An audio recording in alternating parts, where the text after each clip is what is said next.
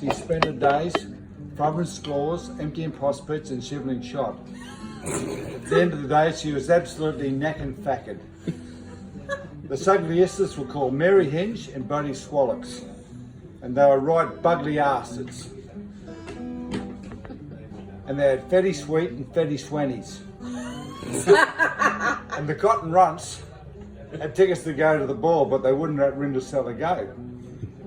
Suddenly there was a bucking fang, and Rindasella's Gary Fodmother arrived.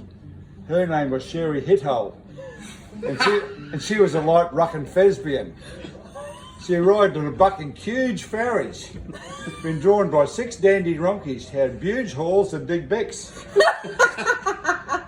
And Rindasella's Gary Fodmother told her to be back by dinner night, otherwise it's going to be an absolute clucking calamity.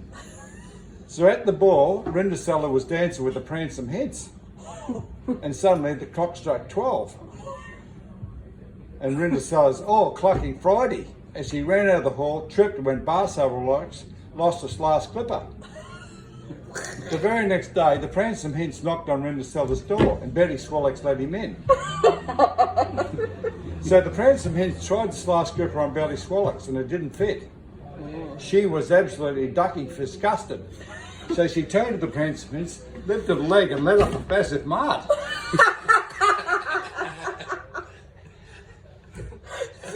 Then the Pransome Heads, as she was ducking disgusted, he went over to Mary Hinge and tried the slice gripper on her. Same as the Sugliesta, she was absolutely ducking disgusted too.